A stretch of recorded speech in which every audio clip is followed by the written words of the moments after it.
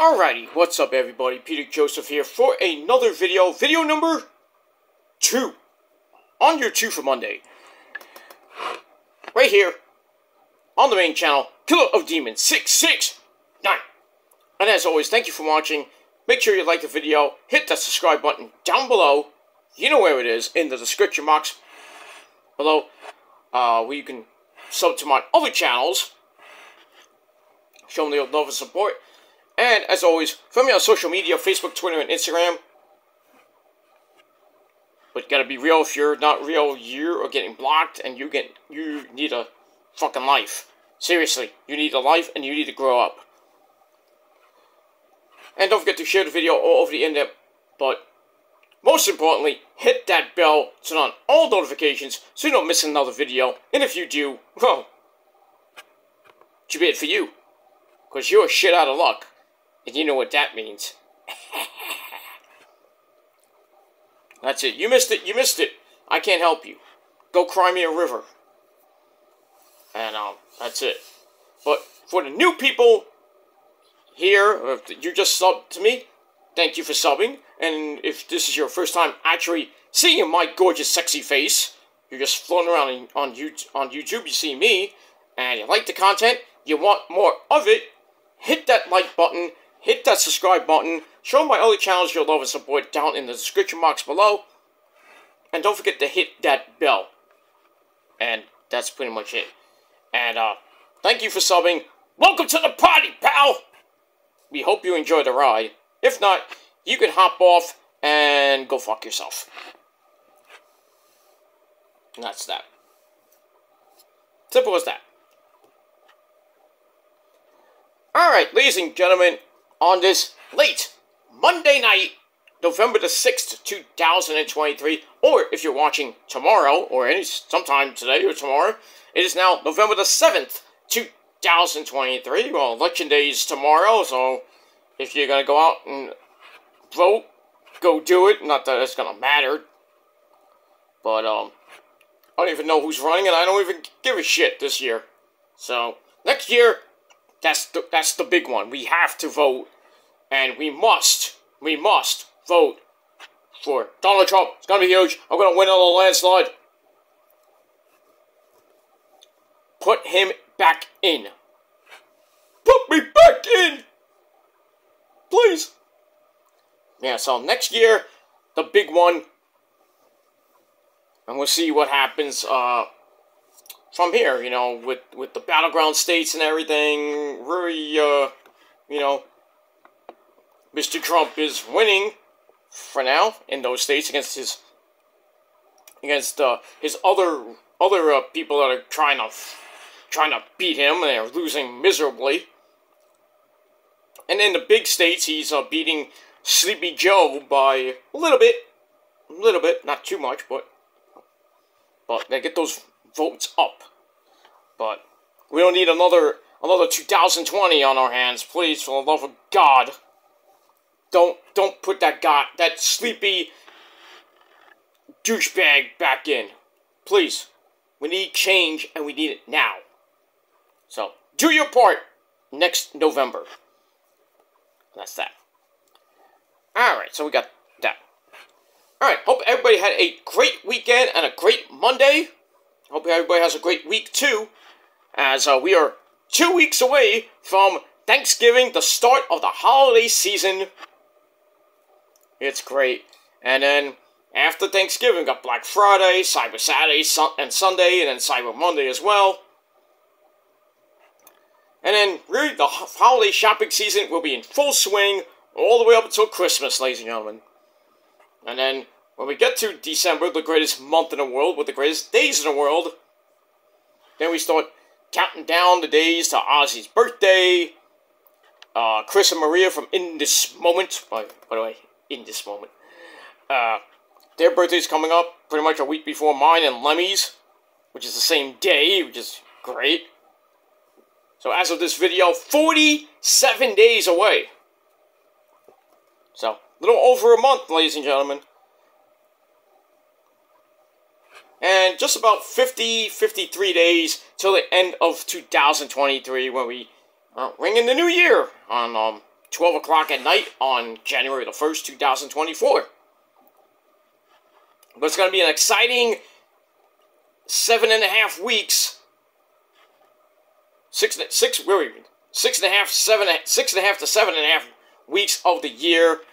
We're going to get through Thanksgiving. It's going to be great. Hope everybody has a great Thanksgiving. And for some of you, I hope not, but it is what it is. And then, we get to Christmas, and for all my Jewish people out there, Hanukkah.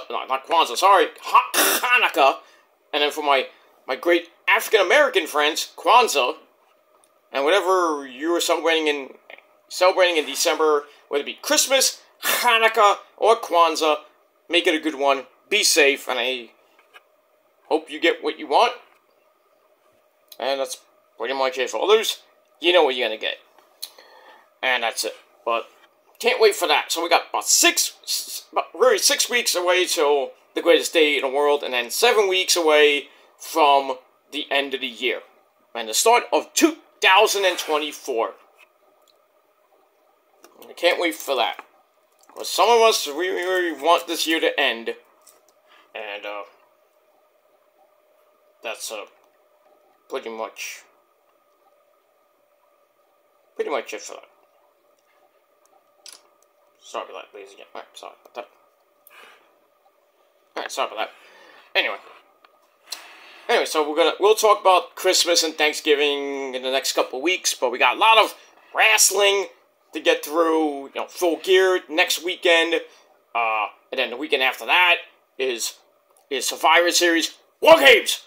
We got that week, 2 weeks after, I think it's the week after that, or 2 weeks after Survivor Series is NXT Deadline, as we hit December the 9th, actually. And then, pretty much 6 days later is Ring of Honor's final pay-per-view, Final Battle. Oh, that's a Friday night.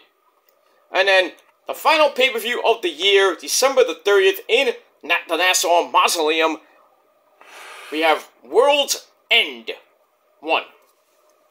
And we'll see how that is. And as we close out the year of wrestling, and that's pretty much it.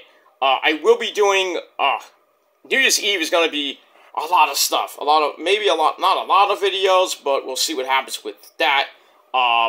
Because, the 30th, I'm going to do, Rampage and Collision, because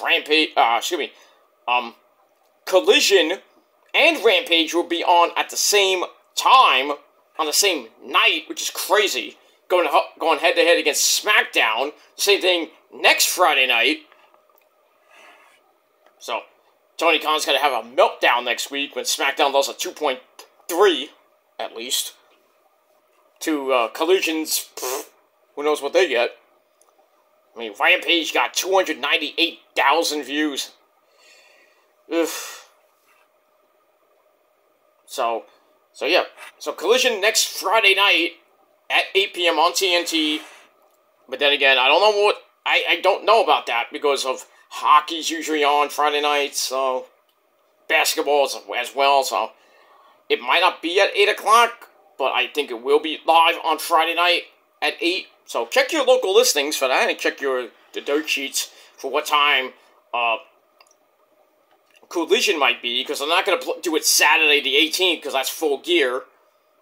And then they're not going to do it December the 30th, because that's World's End. So they're going to do it Friday night, head-to-head with SmackDown, and Rampage probably will be at 10 o'clock in its normal time slot. So you got 3 hours, really 5 hours of wrestling on that Friday night. Those Friday nights, I should say.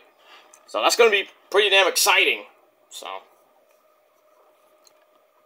but as far as my reviews go, I will try to get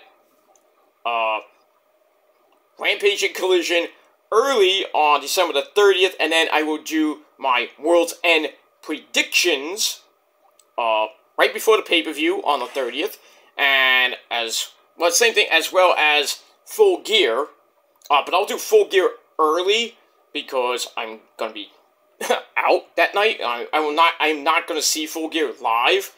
I will see it on the replay when I get home from where I gotta go and everything.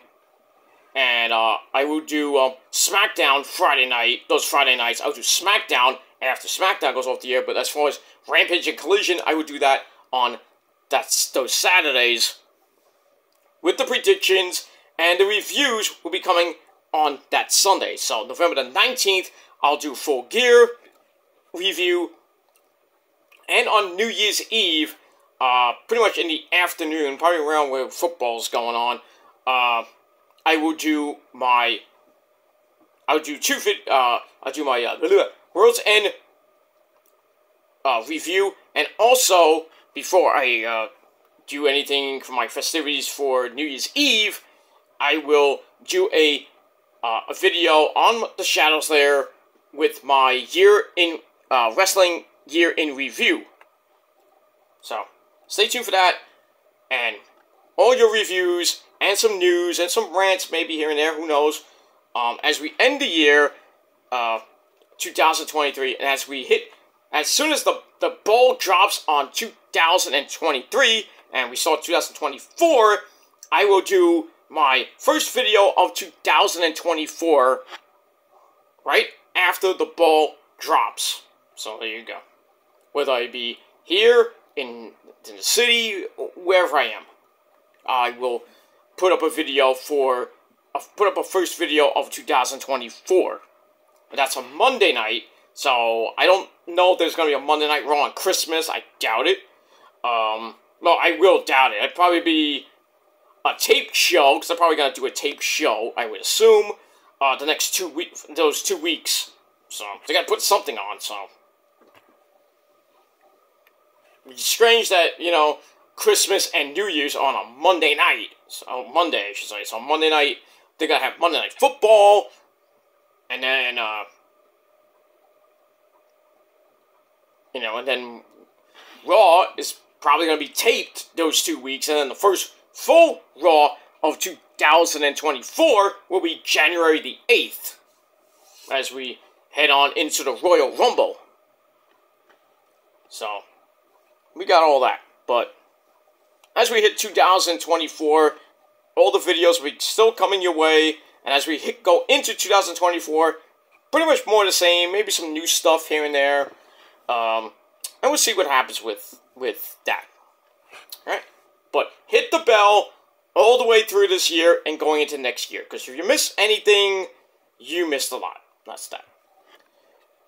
Alright, ladies and gentlemen, in the description box below is my first video of the day, my Ring of Honor TV review from this past Thursday. It was a pretty decent show, so check it out.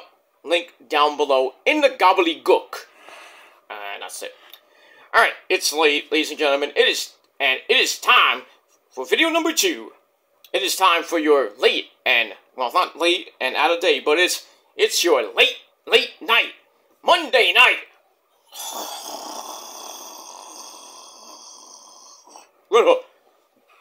Oh, I'm sorry. It's time for your Monday night review for November the 6th, 2023. And as AEW kind of went through Connecticut this past weekend, or last weekend, or whatever it was, Monday Night Raw came to town at the Mohegan Sun Arena. Well, not in Uncasville, Connecticut. I think we're in Wilkes-Barre, Pennsylvania. I don't know there's one there, but take it for what it's worth. I think it's in Uncasville, Connecticut. But it's just me. But I think they said Connecticut, because I don't believe there's a Mohegan Sun Arena in Wilkes-Barre, Pennsylvania. So, but if it's there, then it's there. It's not. It's from Uncasville, Connecticut. So you get that. But we move on. All right, so we are done with Crown Jewel, which was a stinker in some ways, and now we're less than 3 weeks away, basically 18 days away from the Survivor Series. War Games are coming back for I believe the second year in a row. So we're gonna start formulating the matches for War Games. We got 2 matches already announced. A possible third match. Actually, I think we got 3 matches already.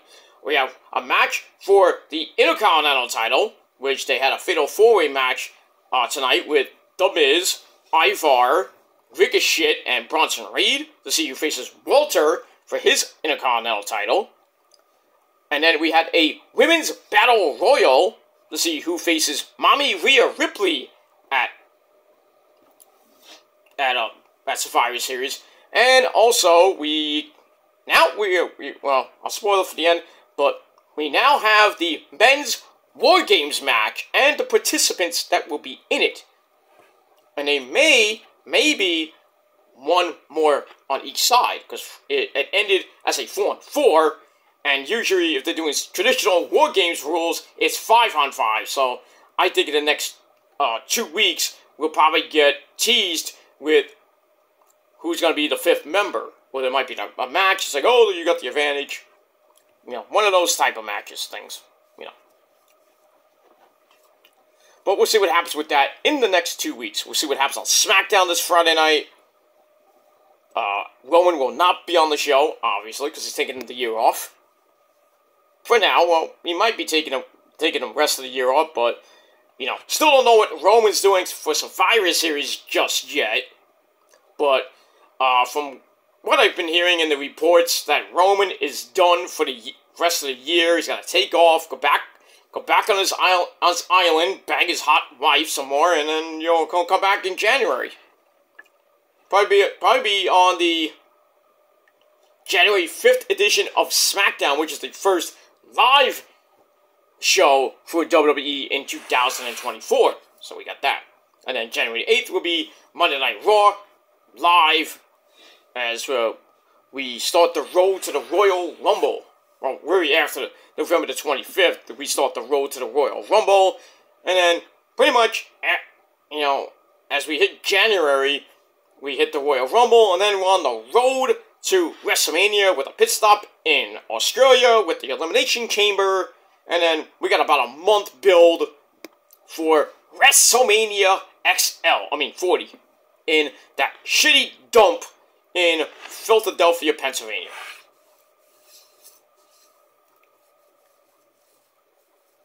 So, we shall see what happens with all that. Let me move on. Alright. So, as always, our commentary team of Mitchell Cole and Bad News Reed Bennett. I'm afraid I got some bad news for you. That's pretty much it. Alright. So Raw tonight wasn't that bad. You know, coming off, you know, an Aftermath show, you know, and it is what it is. Alright, so we get a long Crown Jewel recap of basically everybody that won. New United States Champion Logan Paul, that schmuck, beating Rey Mysterio thanks to Santos Escobar. See what happens on Friday night with that. We had Cody Rhodes beat Damian Priest. Damian Priest didn't have a great night because he lost to Cody. His Money in the Bank briefcase got stolen by Sami Zayn. Still a good night for the Judgment Day. Mommy Rhea Ripley retained her World Women's Championship against Nia Jax, Shayna Baszler, Zoe Stark, and Raquel Rodriguez. We had that. We had Seth freaking Rollins, somehow, someway, retained the World Heavyweight Championship against Drew McIntyre. And in your main event, what can I say? Roman fucking Reigns retained the Undisputed Universal title over Eli Drake. That's an insult. That's a fact of life. So we had all that. And then a stupid Miz segment that made no point, made no sense at all. But all in all, you know, Crown Jewel was what it was. Wasn't that great, but still, we move on to Survivor Series now. Alright, so after the recap, we get the opening sequence with that stupid fucking theme. When are we gonna change that theme? Hunter? Alright, so after that crappy theme, we get the music of, though, still your reigning, defending World Heavyweight Champion of the world, and that is Seth freaking Rollins. So he comes out looking like, he's about to sing in the rain because he had a all yellow fit. Don't think he got that from the Men's Warehouse. But when you do go to the Men's Warehouse, you're going to get a good fit, and you're going to like the way you look. Some of you. I guarantee you. That's pretty much it. Some of you, not so much. Not so much, Al, because you need a whole makeover, dude. And a shower. Some of you need deodorant and a shower. I mean, I shower all the time. But, no matter what you think. But, it is what it is. That's that. You know. I still look much, much, much better than you. That's why your girl's been, you know, sliding in my DMs. Because they want the stick, you know? They want the pipe. And I give it to them. I have to do it. Because you can't please your own woman. Not my fault. I please Rose all the time. But it is what it is. I'm not going to go there, but I'm not going to boast anymore, but of my sexual conquest, but it is what it is. But I'm much better than you in more ways than one. Let's just put it that way. We move on. Alright, so Seth freaking Rollins comes out. This thing's going. Welcome us to Monday Night Rollins. He says, I'm a visionary. I'm a revolutionary. I am Seth freaking Rollins. So anyway, he's pretty glad to still be your World Heavyweight Champion. And he has a couple of people to thank. First of all, he thanks Drew McIntyre for a great match. You know, held up his end of the bargain. You know, not having Judgment Day kind of screw everything up. So he says, thanks for the match, and it made him a bit better than he was before. Drew said that he was not in league with the Judgment Day. Proved that on Saturday. So, thank Drew. And the other person he wants to thank is Sami Zayn, who helped him cut off a cash-in attempt by Poppy Priest in the bank. So, he's like, Sami, if you're listening, get your ass out here right now. So, on cue, Sammy Generico comes out. Let's go! So, he comes out without the briefcase, which we heard that Adam Pearce made him return. Naughty Sammy. See, you might have not got caught with stealing the orphans from the orphanage in Mexico, but you got caught with your hands in the cookie jar, and you had to give that briefcase back to its rightful owner. And that's Poppy Priest. So anyway, he comes to the ring. Rollins thinks he owes Sammy something, but Sammy cuts him off, says that I was just there to prevent Judgment Day from becoming the Bloodline 2.0. Really, Sammy? Really? Because they hold all but one title around here. Walter. Anyway. So Sammy says, I will fight to prevent Judgment Day from taking over. Well, they already took over Raw, besides not getting the Intercontinental title and the World title just yet. But Mommy has the belt, so says that, and then Rollins says, well, the reality is, I run Monday Night Raw. That's a lie. Stop capping. Stop capping. Anyway, Rollins says, I appreciate everything, but, I got you a little thank you. So, as a thank you, I'm going to give you a world title shot anytime, anywhere, wherever you want it, whenever you want it. So Sammy says, I want to be the champion at 100%. Rollins says, well, we've known each other for decades. We might not be at 100%, but we always deliver at 100%. And you're not 100% either there, Sammy. So Rollins tells him, just say whenever you want to fight me for the belt. So then Sammy thinks about it. The crowd's like, knowing it's going to come tonight, right? So Sammy's like, okay, we're going to do this tonight. And the crowd's like, yeah. Obviously it was going to happen tonight. So then they shake hands. Rollins is like, I'm in. Obviously. So we get that. And, pretty much that's it. They shake hands, and everything's fine. So I gave the first segment 3.25 out of 5 stars. And then we go into the Judgment Day's locker room, where we see JD McStupido, Mommy Rhea Ripley, and her boy toy, Dominic Guerrero. And Finn Balor, one half of the Undisputed Tag Team Champions. And then in comes the other half, Poppy Priest in the bank, Damian Priest, and he is pissed. Starts talking in Spanish. To everybody, and then he goes out to JD McStupido with the line of the night. Did you buy that? Nah, cállate, whatever. Then he starts talking to Finn in Spanish because his wife is Spanish. I didn't even know that, but lucky you.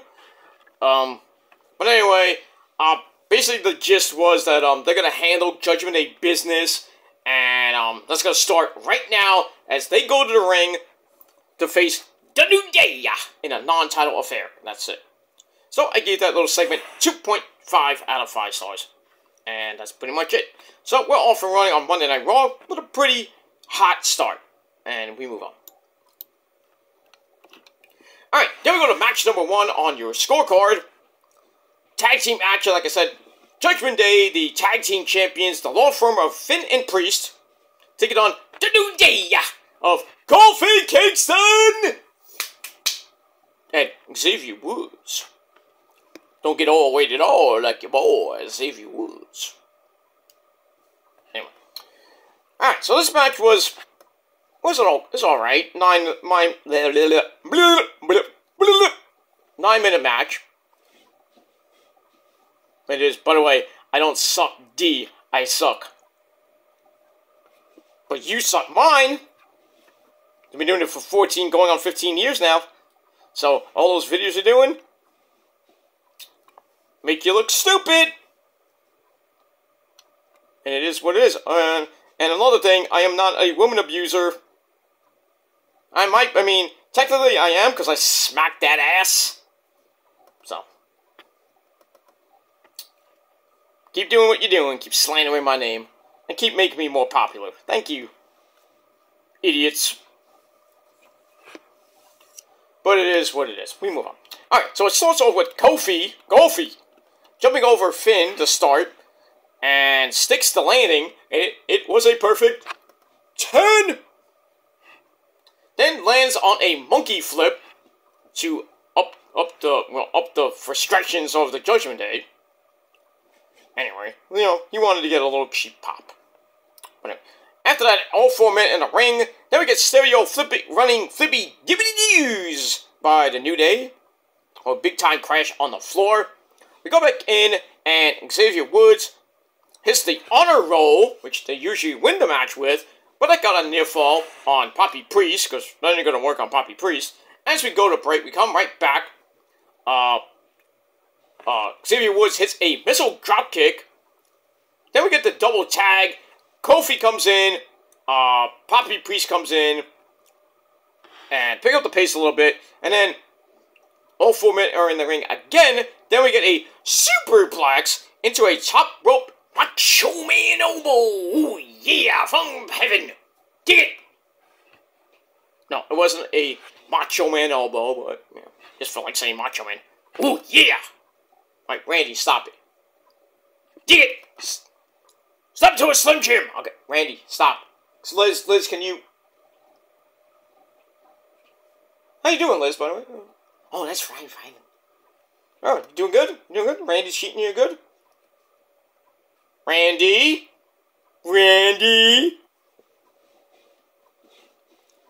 I'm treating her good, oh yeah! Ain't that right, Miss Elizabeth? That's right, Randy. You better. Come on, I'll come kick your ass. You might not be up there, but, when I get up there in about another 60 years, I'll come and kick your ass. Oh, yeah! I joke, I kid, but I digress. Anyway, so they hit the top rope elbow for a near fall on Finn Balor as Poppy Priest made the save, and then Finn hits the sling blade on Xavier Woods, and then Poppy Priest hits him with Stop the Heaven fucking Slayer! Love that band. Then Finn goes up top and finishes off Xavier Woods with the coup de grace. 1, 2, 3.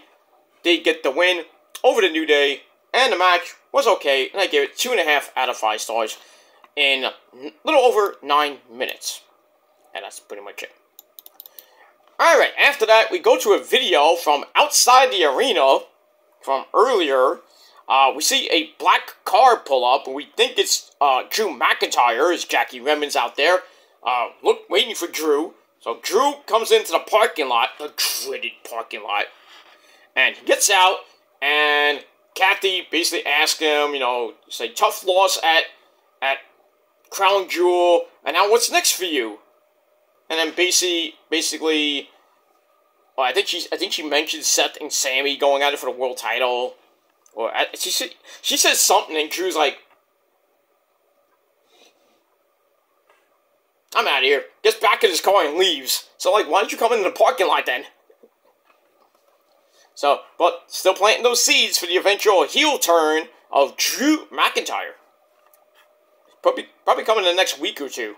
So I think he will be turning heel by the Survivor Series. Or at Survivor Series. But we'll see. Alright, so I gave that 2.25 out of 5 stars. And we move on. Alright, then we go to your pretty quick match of the night. Match number 2 on your scorecard. We have Shinsuke Nakamura. I can't do it, but, you know. Anyway. I can do that. I can't do, you know, this stuff. Do that. But anyway.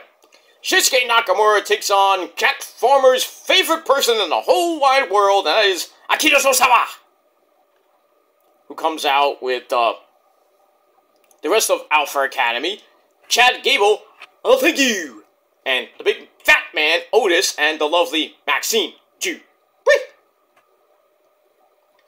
Alright, well, you know, this Battle of Japan, you know, Akira wants to, you know, prove himself, but you're going against Shinsuke Nakamura. And really, Shinsuke, you should have beat him in like a minute, but this match lasted 2.5 minutes. Really not, you know, Shinsuke was beating the crap out of him for the start of the match. Then we get a top rope backsplash. Hits knees. But then Tozawa snaps off another Hurricane Rana, which really didn't do much because Shinsuke got pissed, and he basically laid him out with a King Sasha! 1, 2, 3. Basically cutting him in half. And that was pretty much it. So Shinsuke Nakamura wins the match, continuing his, you know, winning ways, 2.5 minute suck fest, and that's pretty much it. So I gave the match 2.25 out of 5 stars. After the match, Otis comes in, gets right in Shinsuke's face, looking like they're gonna either have a face-off, or maybe they're gonna brawl. Maybe that match happens next week on the program, but, you know, Otis is like, he rips off his shirt, he's like, oh yeah! And she's just like, get out of here, yeah, fuck you. Get out, I'm out of here, I'm gonna go have sushi! No. So, he just leaves, and that's pretty much it. So we'll see what happens with that as we go into next week. That's it. Alright, then we get a video on Natalya for some odd reason. I know she's in the Battle Royal, but why did you need to have a video? Who books this shit? Oh, that's great. Hunter? I might have to have a word with you. We move on. Alright, so we got that. Alright, after that, we get a video from the Raw General Manager, Mr. Scrap Daddy himself, Adam Pearce, who hypes up the Fatal 4-Way match coming up next with The Miz, Bronson Reed, Ivar, and Ricochet for the #1 contender to Walter's title at the Survivor Series. We'll get that. Let me move on. Then we see Seth freaking Rollins assuring Mr. Adam Pearce that he is ready to go against Sami Zayn later tonight. So match is now made official. So get that. So I gave all that 2.25 out of 5 stars. And that's it. Then we go to the ring for the Fatal 4-Way match between The Miz, Bronson Reed, Ivar, and Ricochet. Winner, faces Walter for the Intercontinental title at the Survivor Series. And this was a good match. Crazy, weird finish. And I'll get to that in a minute. So it's also with Miz and Ricochet drop kicking basically the big men to start. Ricochet then flips away, drop kicks Miz to the floor. Ivar gets back up with a spinning kick to face on Ricochet. But then the Miz is back in, breaks all that up. And then Ricochet is tripped over the ropes. Very nice spot here as Reed uses the bottom rope as a springboard and launches Ricochet into the air into a Hurricanrana spot to send Ivar outside. I thought that was pretty damn nice. And then Bronson and Ivar crush Miz and Ricochet on the floor and then slam into each other as we go to break. Now that's big meaty men slapping meat in that match. That's where you go. But anyway, we go to break, we come back. Bronson crushes Ivar in the back. Ow. Goes up top, only to have Miz and Ricochet somehow powerbomb this fat guy down. Not bad. Miz comes right back in with a springboard cross body block. Then a spinning DDT to plant Bronson for a near fall. He was cooking with gas, as my grandfather used to say. So Ricochet then dropped Miz for a near fall, but then Ivar comes back in with a big time splash for the save. And then Bronson and Ivar drop Ricochet and Miz. Then both of them go up top. And then Michael was like, the ring is gonna implode. Somebody reinforce the ring. Too late. As Ivar hits that big moonsault of his on Ricochet. And Bronson tries for the tsunami and missed as Miz avoided it. So Ivar goes to pin Ricochet and Miz goes to pin Bronson, and the poor referee's like, 1, looking at each other, 2, looking at each other. Then, as he goes for 3, Ricochet kicks out, but then the Miz keeps the pin on, and we get, after some confusion, the Miz picks up the win, and he will face Walter for the Intercontinental title at Survivor Series, and we'll see if the Miz can make it number 9 reigns as Intercontinental Champion, breaking Chris Jericho's record, because he is still the Ocho. And, pretty much Miz isn't the Ocho too, but if he wins at Survivor Series, which I doubt he will become a 9-time Intercontinental Champion. And that's pretty much it for that. A lot of confusion near the end, when who won, Ivar thought he won. I mean, Miz is celebrating like he won. The referee's like,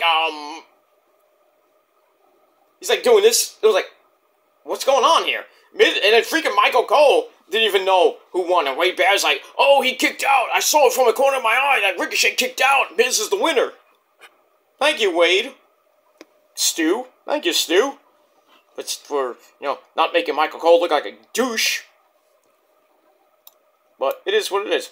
So, at Survivor Series, once again, Miz versus Walter for the Intercontinental title.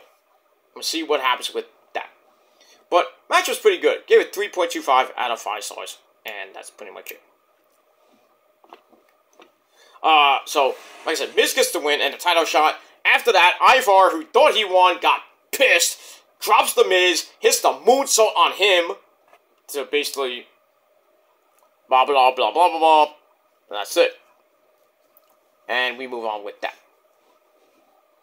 Alright, after that, we get a video. We're going back. We have the Alpha Academy, Otis, Chad Gable, giving Akira Tozawa a pep talk after his loss to Shinsuke. But then tomorrow, he faces Noam Dar for the NXT Heritage Cup on NXT.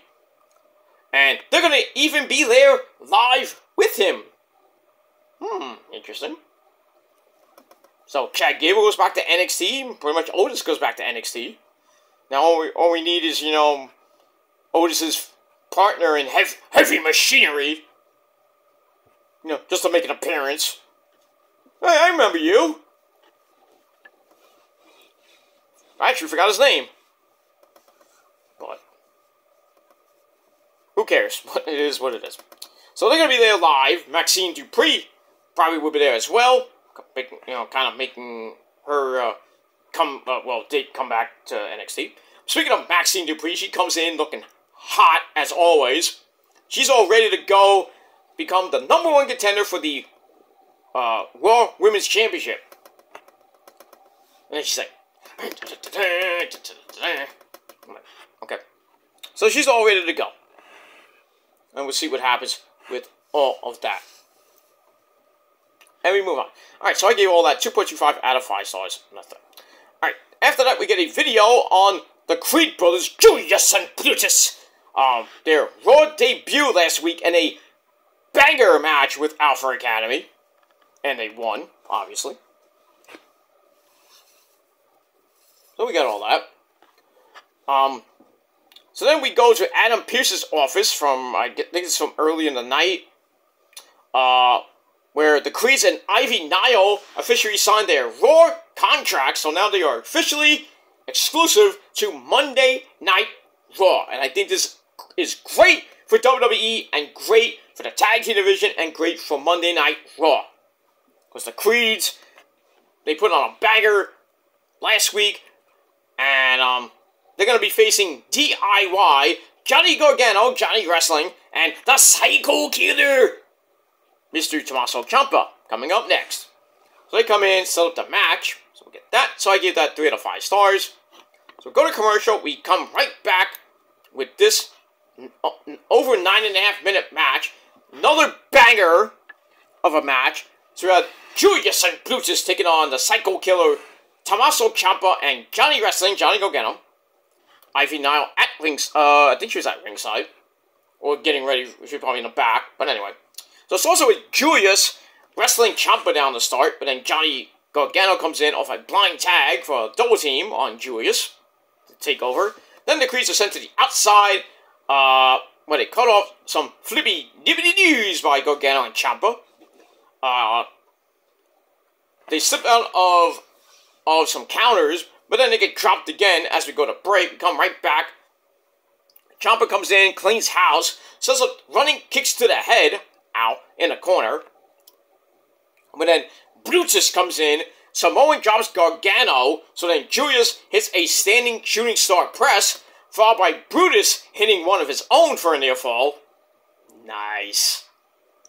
And then Gargano fights his way out of trouble, brings back in Ciampa to pick up the pace a little bit more, clean house, but they're about to hit meet in the middle on Julius, but then Brutus comes in and breaks that up, and then Marcel Barthel, or as Samantha Irvin will call him, Ludwig Kaiser, he comes out, decks Gargano right in the face behind the referee's back. So that leads to the Creed brothers picking up Gargano, hitting the Brutus ball. 1, 2, 3, in over 9.5 minutes. The Creeds get their second win on Monday Night Raw. They are now 2-0. And they're doing pretty damn good. They didn't really need Marcel Barthel, but I get it. Because, you know, Imperium and DIY are still going at it. So, we'll see what happens with that. But the match itself was pretty damn good. 3.25 out of 5 stars. And that's pretty much it. We move on. After that, we get a look at Sammy Generico getting a title shot against Roman from last year's Elimination Chamber in his hometown of Montreal last year. Well, actually, this year in February. Where we saw, you know, Jey Uso costing him the match. Roman continue on his long, mighty reign. And Sammy was not a happy camper. Aw, poor Sammy. Anyway, so then we cut to live action. Sammy's getting ready for his match with Seth freaking Rollins. Jey Uso, his buddy, comes in. He's like, "What up, dog? What up, dog?" You know, or, "What up, G?" So he comes in, tells Sammy, "I apologize for what happened at the Elimination Chamber." Sammy's like, "That was then, this is now." So Jey gives him a pep talk, says, "Go out there and win the world title." And he says, "As for me, I got me and Cody Rhodes a tag team title rematch next week on the program against the law firm of Finn and Priest. That's going to be a good match, and we'll see what happens with that. So all that, I gave 2.5 out of 5 stars. That's it. Alright, then we go to the back, I believe, with Jackie Redmond once again. This time, she has, as her guest, the man! Becky Lynch. She comes in, says, "Well, the man has come to Hungersville, Connecticut." And she's basically ready to fight anyone at the Survivor Series after she wins the #1 Contenders Battle Royal, coming up in a little bit. And then Jackie's like, behind you. So then Becky turns around and she sees a blob. Nia. Woohoo! Jax, who basically comes in and says, "No one is throwing me out tonight. Which is gonna make me happy because, I've been so happy ever since I broke your face, like about a couple years ago." So Becky laughs that off, says, "Well, after I win, after you did that, I went on to main event WrestleMania with Charlotte and Ronda Rousey, and what did you do? You went on and got fired." That deserves a boom right in the fucking nuts, wrong with them. Knocked right in the pussy. It is what it is. So, Becky with the Savage line of the night really cooked Nia. "Oh, you might have broke my face, but you got fired. Heh. Dumb bitch." Anyway. So we get that. So they leave, and then we see the women's tag team champions. I'm still surprised they are still the champs after NXT the other night. We have Chelsea Green and Piper Niven. They're talking, and then Shayna Baszler and Zoe Stark. They come in, they run Chelsea and Piper off. Then they start talking and say, it's every woman for themselves. So yeah, that's why we have like a 3-on-1 at the pay-per-view. And then basically say, "May the best woman win." And it is what it is. But yeah, please give me another Shayna Baszler Zoe Stark match. Please. But we'll see what happens with that. Alright, so I give all that 2.25 out of 5 stars. And we move on with that. Okay, we go to break. We come back with the Battle Royal to see who faces Mommy Rhea Ripley at Survivor Series War Games in Chicago. Alright, so our participants are Nia, Jax, the Man, Becky Lynch, Doudrop, Piper Niven, Chelsea Green, Shayna Baszler, I don't know why, Kaden Carter, and Casey Catanzaro, the lovely dancing ladies, Natalia, Indy Hartwell, Nikki Cross, Catatonic Nikki Cross. Yeah, somebody probably clipped that. I don't care. Anyway, Zoe Stark, Ivy Nile, Rainbow Bright, Tegan Knox, Mary Kay, it says Rainbow Bright on TV. You idiot. She was not on TV. Was somebody looking like her, you idiot. Mary Kay. Anyway. Also we had Raquel Rodriguez and Maxine Dupree.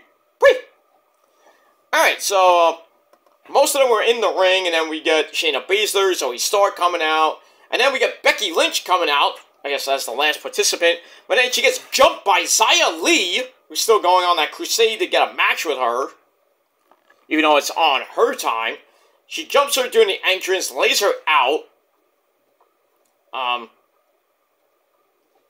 And even though Xia Li was in the match, now she's not in the match because Adam Pearce and referees come out, and basically Adam Pearce fucking yells at her. It's like, "You think you're gonna get in this match because what you did? You are out of here!" He kicked her out.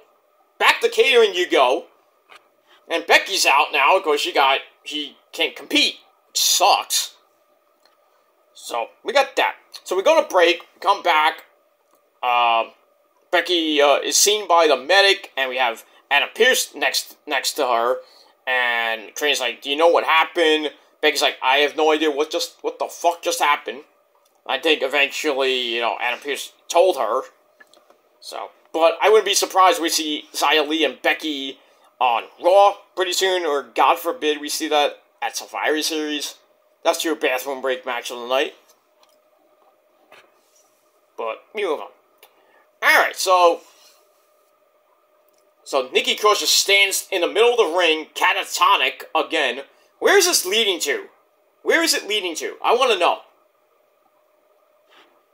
Is she just gonna do nothing in a match? She just comes out, she just walks out really slow, like, still in her catatonic state, and then she just stands on the apron like she did last week, and then left, and now she appeared on I think it was on last week on Raw, underneath the table, and that's using your head. And now she's basically still in a catatonic state in the middle of the ring, and everybody else is fighting, and Nikki Cross just blinks like a bunch of times.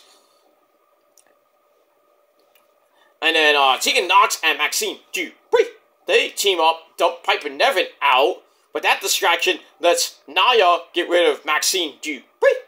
We get that. And then Kaden Carter and Casey Catanzaro double team Nia, but Rory can't get her out because she's fat! The son of a bitch is fucking fat! I'll make her bleed! Oh, Scott, easy, dude. Tranquilo. Easy. Have a Snickers. Good? You good? Okay, good. She's fat! Stop! Anyway. So we get that. So they switch to Raquel Rodriguez. That don't work. So, Kaden, Casey, and Ivy Nile all go to the apron, with Ivy getting rid of both of them. So, double elimination for there. As we go to another break, we come back, Raquel Rodriguez and Natalya get sent to the apron, but then Chelsea Green can't get in a double noggin knocker circa 1985. But instead, Chelsea and Natalya switch places, leaving Chelsea to slap both of them. And then Raquel puts Chelsea out. You're out. And Natalya does the same to Indy Hartwell. As they were on the apron, and then Indy tried for a boot on Natalya as she was like laying back on the ring post, and she missed and hit the ring post with her leg. Ow. And then Ivy dropkicks Natalya out. As she's doing pretty good in her actual in-ring debut.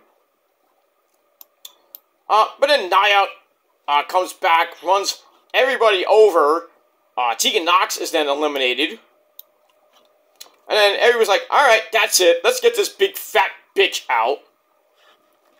For the elimination, by the way, Nikki Cross got eliminated easily by Nia Jax and Raquel, who were staring each other down. They were like jaw-jacking. And then Nikki Cross was just staring there. And they pick her up and they throw her over the rope. So Nikki lands, she gets right back up, and she just goes... She's like a zombie. Somebody call Rick, not even Rick. Somebody call Daryl Dixon. We got a zombie infestation. Or somebody call Negan. Anybody from The Walking Dead. Now, I did see Fear of the Walking Dead, the series finale. Was not that interested in it. I'm sorry. Glad it's over.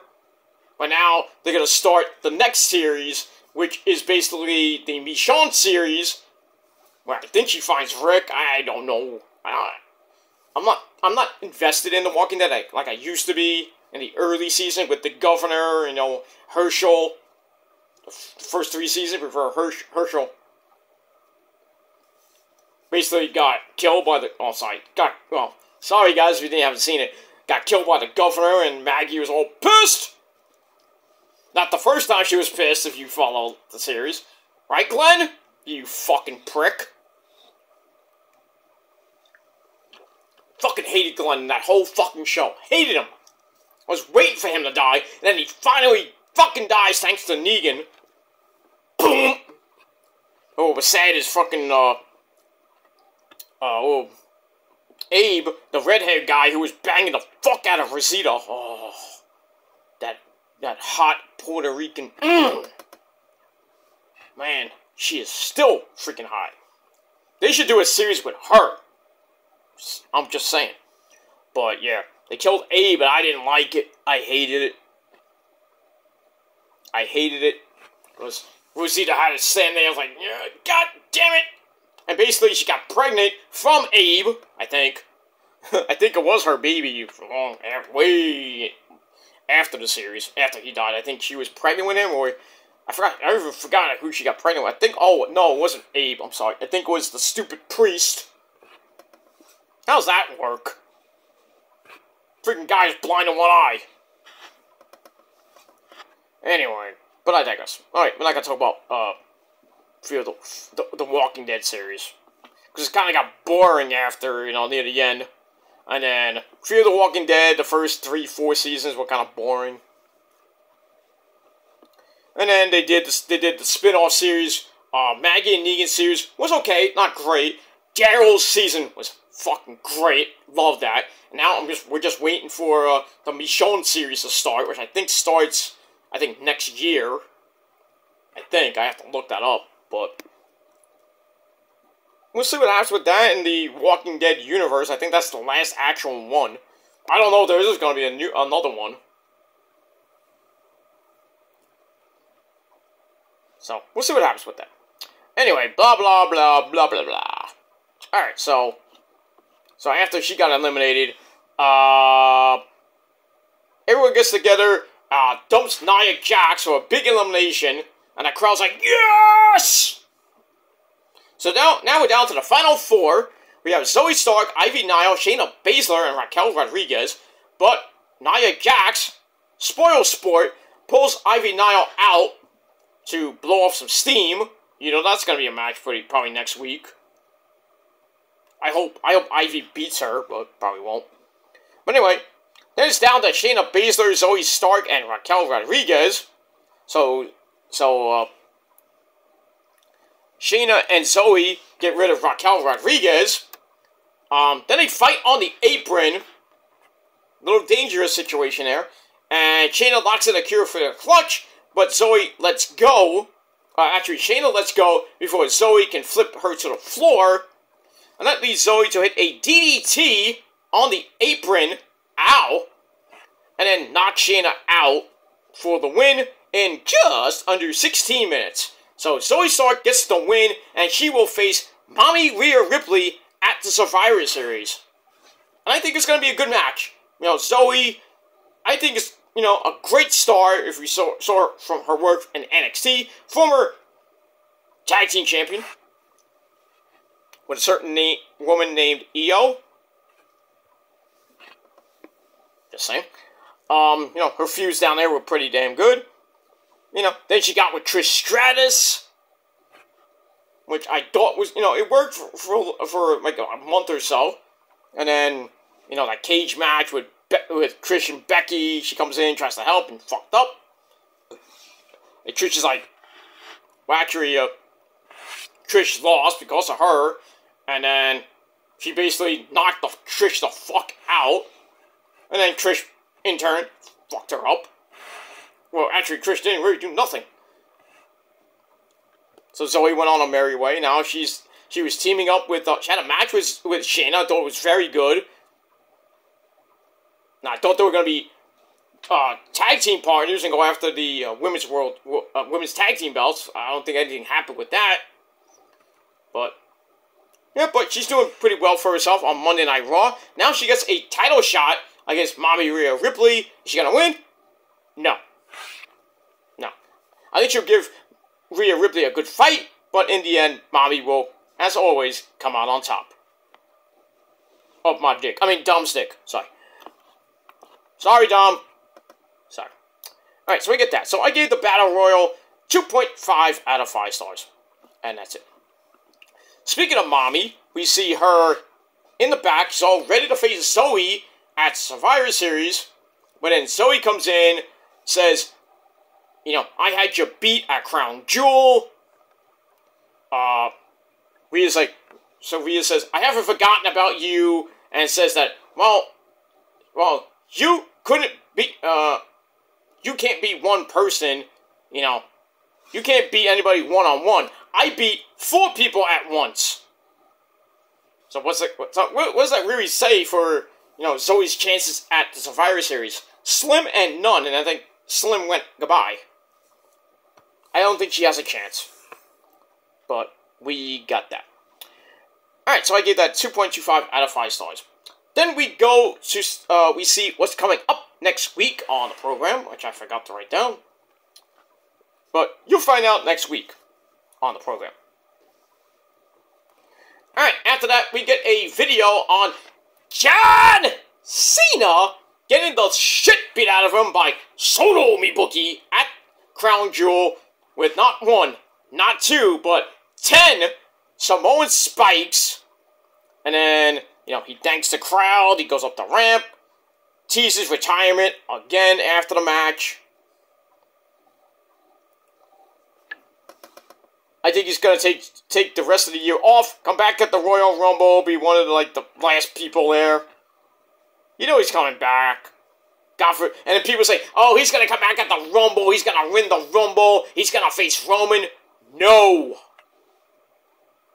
No. And then people say, oh, Roman's gonna lose the belt before Mania. No. Roman's losing the belt at Mania. No. Because they're thinking, oh, The Rock, they're not gonna do The Rock at the Mania.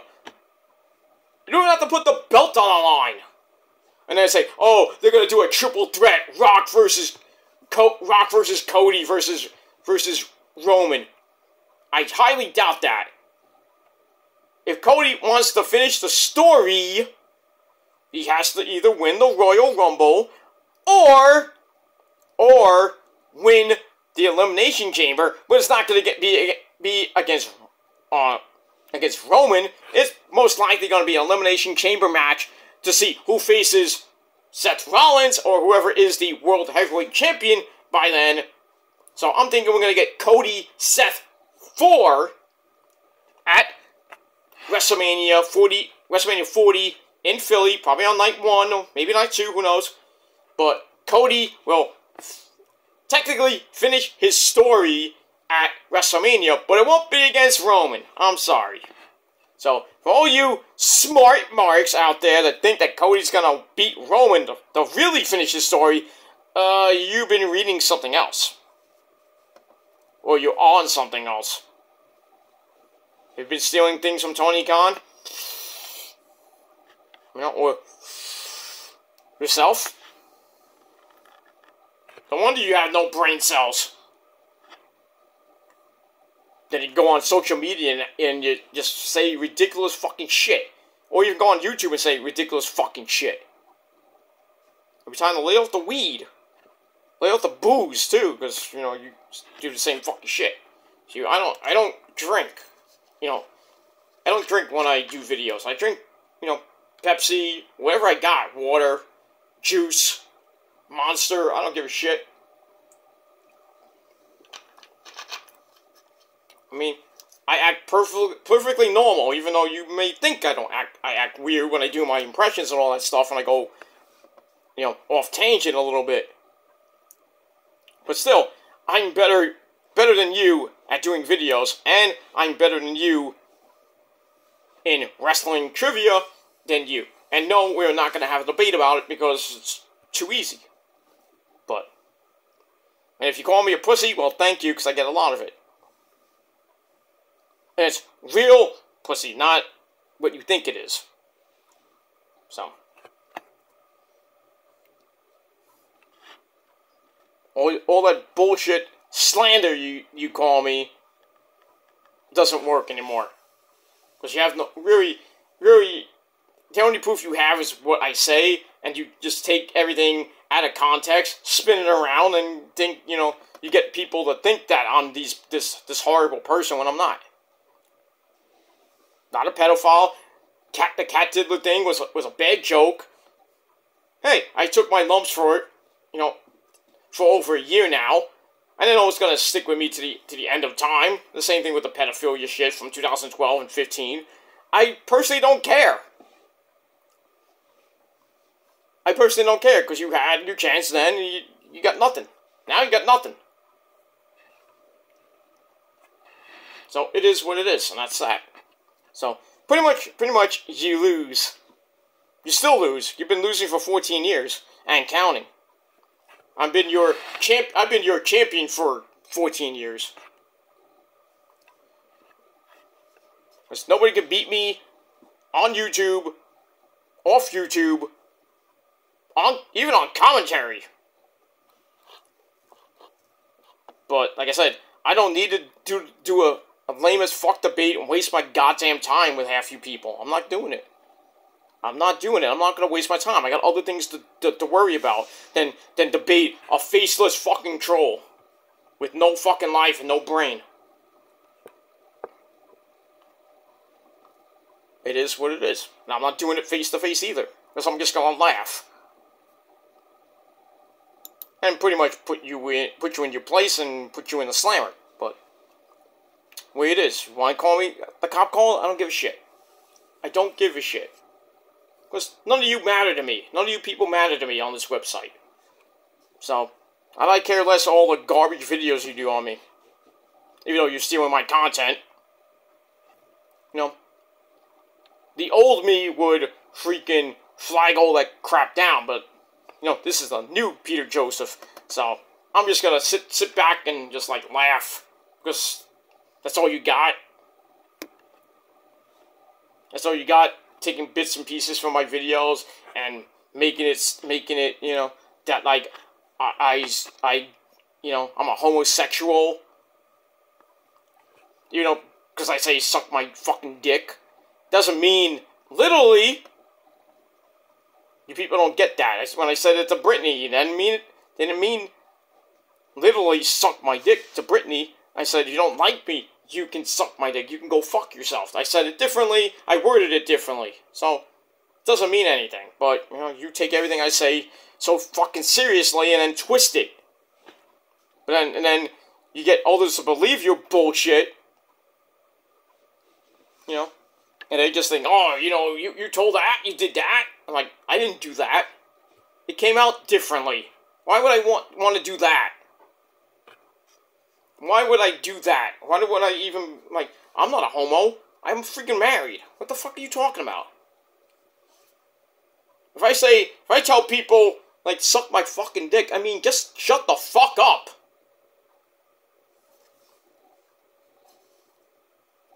You know? Even my fucking brother from another mother used to say that. In one of my way old videos from, like, when I first started on YouTube, we did a video. We were like joking around. Saying that stuff. You know, even on one of my Halloween videos, which is basically gone now, it's dead and gone. He was like, you know, telling all the people, like, you know, they just like to suck the skin pipe. Which means the wang. And he's like, well, I don't mean that in a homosexual way. But, you know, he was making fun of me, but still. But he was really talking about the haters and everything that I had, like, years ago. But that video is gone, so. But even he was joking around with that, with saying, you know, suck the, you know, you just want the skin pipe, basically.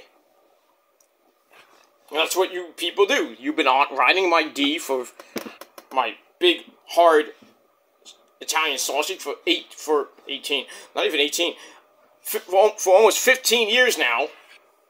Some of you been there since day one, and now others have been for like 5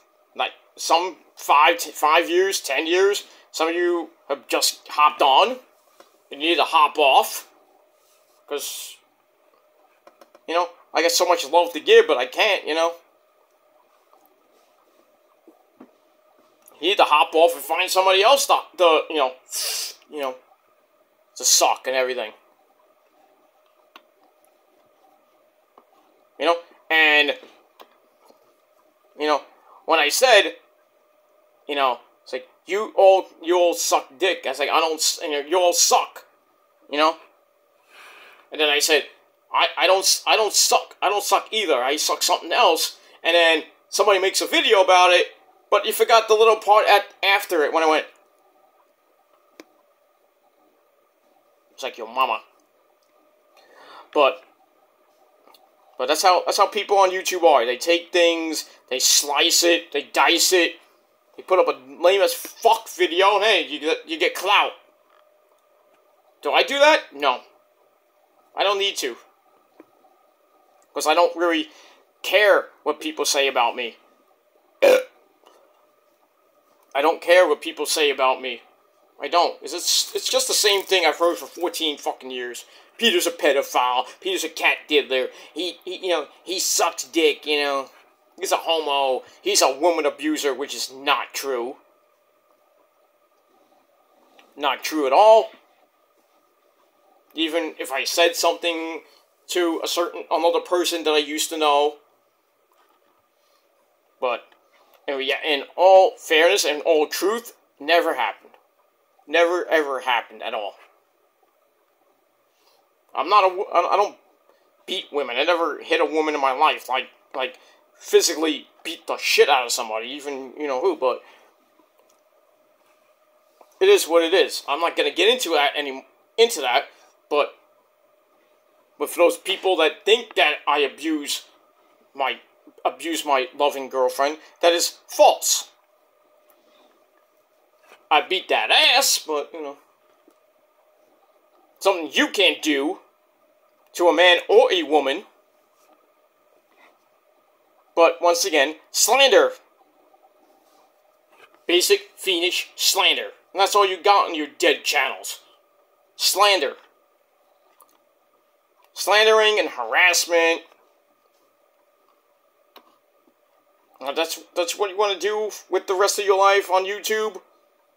You know, go do it. You get a lot of views, great, because it's all clout.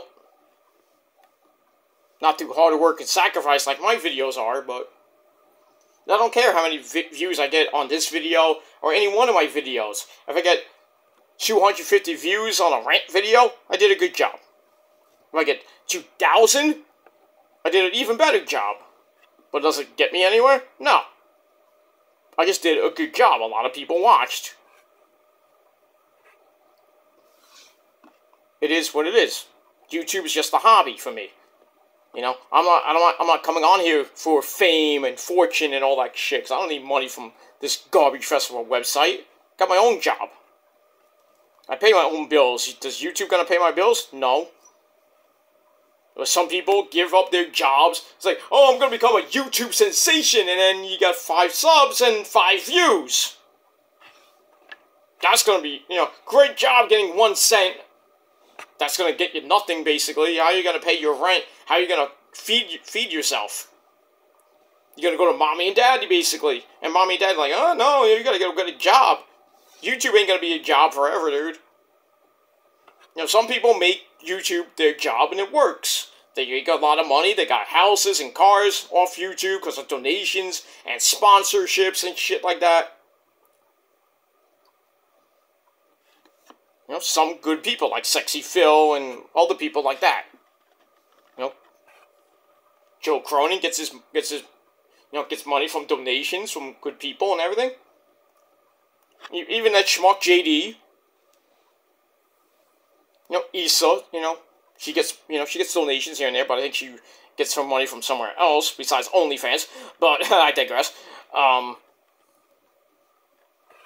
know, she makes some money so she can pay her rent. She can feed, you know, her lovely dog Roman, and do what she's got to do. But other than that, if you basically are a nobody and you think that you want to be a somebody, and you want to make YouTube your full-time job, per se, but if you're a nobody, you got barely any subs, first of all, you're not going to get freaking monetization, because you got to have, like, 1,000 subs, and you got to have, like, a lot of watch time hours, like 4,000 watch time hours, or something like that, and then you got to hopefully get approved from the program that YouTube has to get into the program, so you can get monetization. You can get super chats and everything like that, super thanks, all that stuff that YouTube has. But it's so stupid because you gotta. I mean, if you're like a small time YouTuber like me, gotta take you ages before you get 4,000 watch time hours. So I'm like, do I really need, monetization? I mean, we had it before, but then they changed it to this type of thing where you're gonna get 4,000 channel views or something like that. Or they have different things that you have to reach to get monetization and get into the partner program. Not like before, when you could just sign up with like full screen or other partners, and you get a certain amount. Not like back in the day, like that. Back in the day it was great. We had partnerships. We can get on pretty easily. Monetization. If you got a lot of views, it would. YouTube would still take out a percentage like you do now with Google. When you get all those super chats and everything.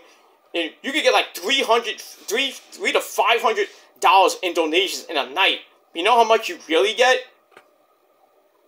Not much, because Google I think takes out 30%. So 50% of 500 is like around $200 and some odd dollars, I think, around $175 to $200, not $250. That's half. So like about a third of that is around $200, which is not much, but if you stream every day, then, that builds up. 200 would become 400, but I don't know if they do that per day or per week. I don't know how it works, and I don't want to know, and I don't care. But if you're just a small-time YouTuber, you don't have a lot of subs, and you don't get a lot of views, then, you're basically wasting your fucking time. And then you live alone, you gotta make money, you want to make money to pay for your house, rent and cable and internet so you can stay on YouTube and everything. It's not, some of it doesn't work. It doesn't work, and you have to be on here for, till you basically die to actually maybe get a partnership. It's tough. It's tough. Do I want it? In a way, yes. In a way, no. Would I love to have donations? Yeah. I would if, people can donate to my channel. If I had the button, if I ever went live again, but right now I just don't feel like going live because, of stupidity from the trolls. Because I go live, next thing I know, the freaking cops are coming. For no apparent reason. Because that's all the trolls can do. They do it to other people now. That's stupid. Let people do their fucking live shows in peace. These fucking idiots just love to fucking ruin things.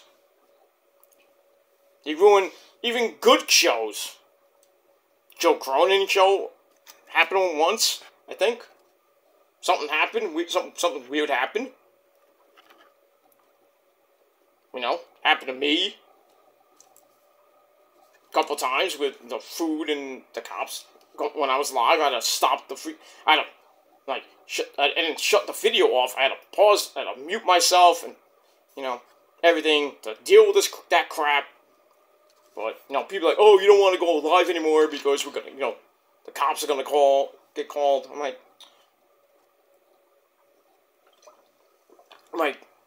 that's all you people can do is stupid fucking BS pranks. It's going to come back to bite you in the end. It's going to come back. Because people can get your IP address, which in turn can get you your real address, and then they can call your local police department in your area, and then you're fucked. And then you have a lawsuit on your hands. You're in court. Next thing you know, you get a harassment report. You can't, no contact thing, and then pretty much it's over. So. But if, you want to go down that road, that's on you. But, will I ever go live again? Maybe, maybe not, in the future. But, I like the way I'm going right now. I mean, you know, I'm going a minute, an hour and 20 minutes on my actual, my phone, my other phone that I don't use anymore, but, because I have, this is the old phone I'm using, this one right here. I got my new phone, which, you know, both this one and this one are 64 gig, but I like to use this one just because this is my backup to this one. I would use this one, but I don't want to use it right at the moment. But this is just my backup phone in case the iPhone clanks out. So, and I do have insurance on it, so if it does mess up, I have to send it to the company, send it to Apple, and hopefully I get it back pretty quick, because then I have to take out my SIM card and put it back in here, and it's a pain in the butt sometimes to get calls, because this is not a great phone, but I thought it was a great phone, but thankfully I was able to get, you know, a phone after this one, which worked out pretty well, and then I got this phone, which, not great, small as fuck, but, you know, I don't have to pay, you know, a month, you know, a lot of money for my muffler, you know. I used to pay about $65, $70 for my phone bill every month. Now I'm paying half of it. Cut that in half per month. I cut everything. All my bills are cut in half now because I got deals and everything. So, you know, I might be a pussy for that, but, you know, still. Oh yeah, you're on welfare. No, I'm not on welfare either. I got a job. Still gotta pay for the rich man's cable, but, you know.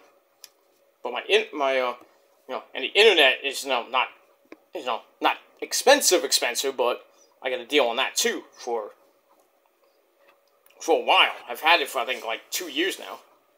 Not paying that much, but eventually it's gonna go back up again. But so we'll see what happens with that. But you know, I pay my own bills. I don't need YouTube money to pay for that shit. I mean, I don't need you sending me money or anything like that. I mean, my friends could, but, you know, we could talk about that in private, but other than that, you know, I don't need YouTube money. I don't. But, you know, people come on YouTube just to try to make money. And it doesn't work unless you're a really good YouTuber like Sexy Phil or Joe, even JD.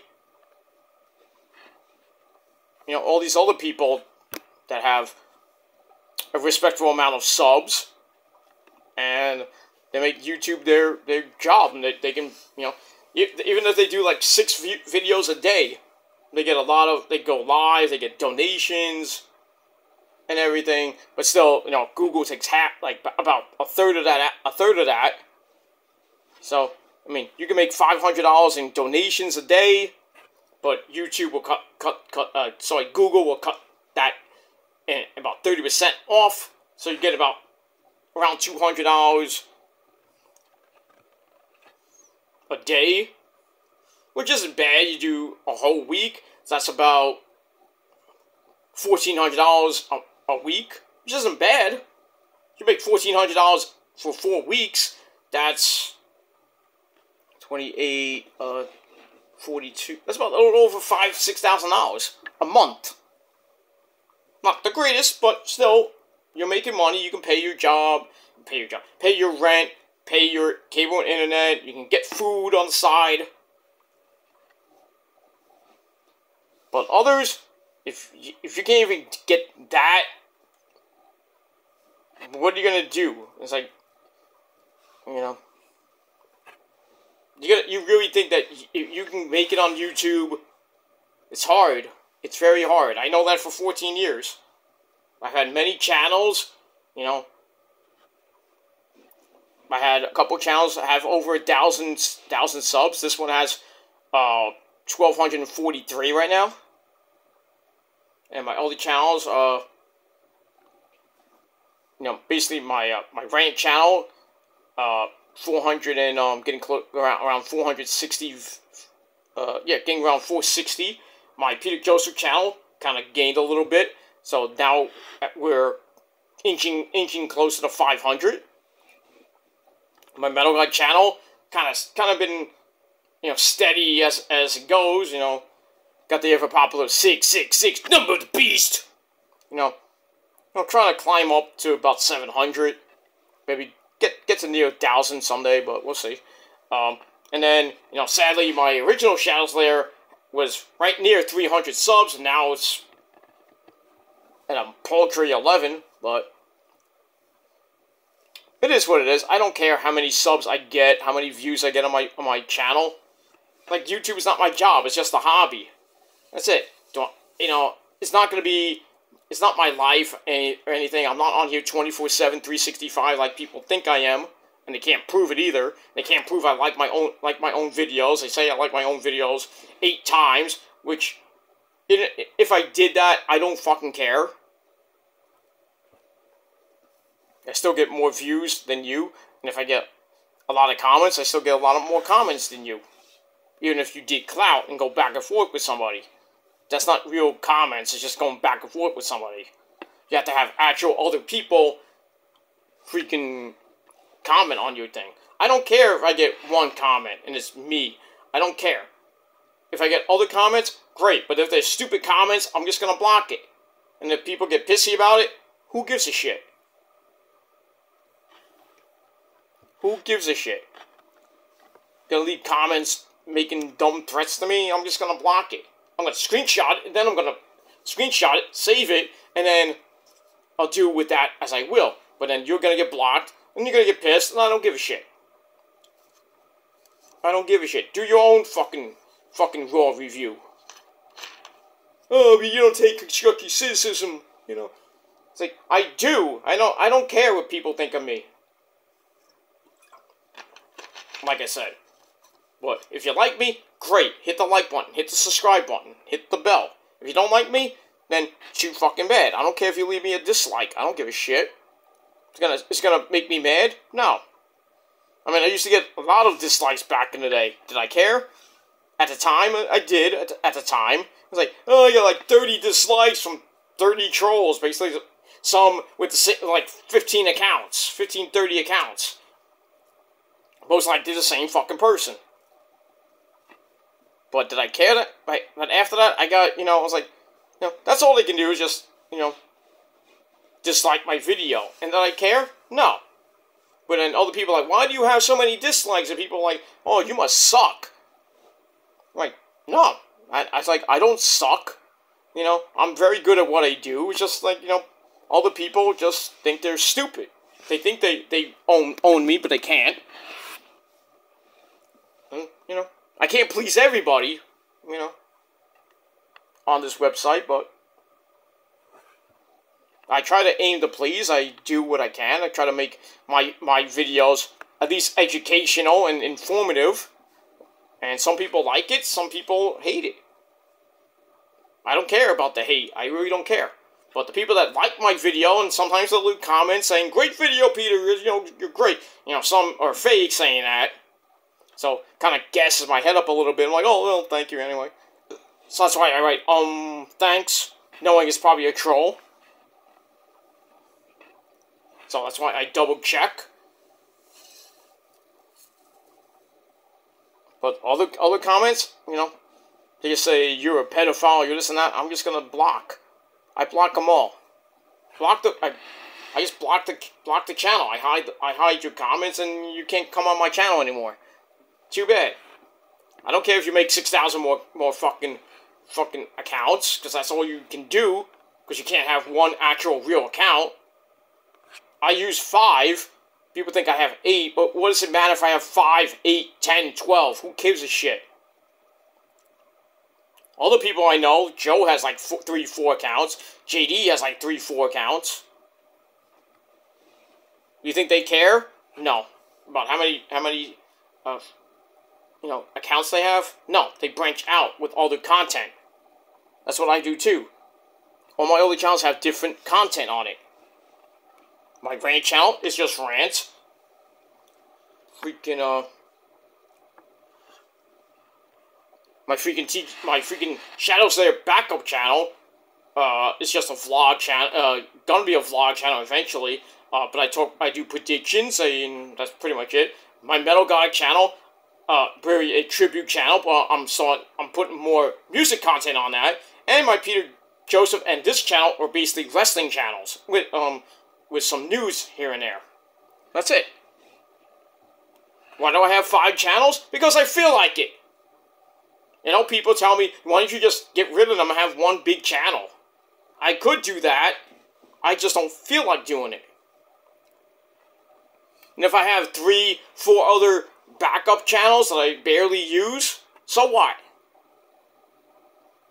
So what? I don't like my videos with them. You can't prove it either. So even if I use it to just float around and troll here and there, big fucking whoop. Big fucking whoop. You just got a hard on for, like, oh, you got 8 channels, you like your own videos. Big fucking deal if I do or don't. Big deal. Get over it and shut the fuck up. You got 6,000 other channels to hate my videos on. What's the big fucking deal? You sound like a hypocrite when you say that, though. So, you can say I like my videos with 8, 9, 10 accounts, but you, in turn, look like a hypocrite because you have, like, 10,000 fucking fake accounts. Because really, YouTube should put a cap on that, but they won't. And Google should do the same thing, but they won't. But eventually, like 30 years, maybe they'll do it. Maybe Neil will finally come to his senses and stop this madness that trolls, like, run the fucking place. They can make 6,000 Google accounts and emails. Like, Hotmail should do that, and Yahoo! And any other email site, they need to really put a cap on how many, emails you can use with your IP address. They should IP ban you for that shit. But will they? No. So, the craziness continues, as Ozzy would say. But it is what it is. YouTube will never be like it was back when I started, like in 2009. It was so good, a lot of great shooters, not so much, not a lot of drama even when I first started. It started, really drama for me started in like late 2010, most of 2011, with idiots that thought they ran the place, but they didn't. Then I got involved in it. I shouldn't have gotten involved in it because at first, my Human Killer was slow, and then it started picking up some steam, getting 100 subs, then 200 subs, and getting 250, 300, and then pretty much before my Human Killer 99 channel got terminated in like near the end of 2011, I had almost 500 subs. I was getting a lot of hits. A lot. Even after that, when I made all the other channels I had, got a lot of hits. But now, now I don't care about how many views I get. If I get 50 views, I get 50,000 views. I don't care. This is just a hobby. It's just a hobby. That's it. I just come here to have fun, talk with other people that love the world of professional wrestling, even music, video games, whatever it may be. But, you have the bad ones here that think they run the place. They think they're internet cops when they're not, because they don't know the law. They look stupid doing it. They come on video freaking high or drunk. I mean, that might get a lot of views for you, but, other people who look like go on your channel for the first time like, what the fuck is this? And then, they don't want to watch. I don't come on here drunk or high or anything like that. I might be wacky, I might be a wild and crazy guy, but, I'm only human of flesh and blood. I come on here and have fun. I do my reviews, I do, tell stories here and there, because it's my show and I can do whatever the fuck I want. You don't like it, get off. Not like that, because don't splash on me. But, in any case, I just have fun, and when I do my impressions, You know, it might make you laugh. It might, you know, nobody's like, what the fuck, you know? He's off his gourd, he's off his medication. So what? It's satire.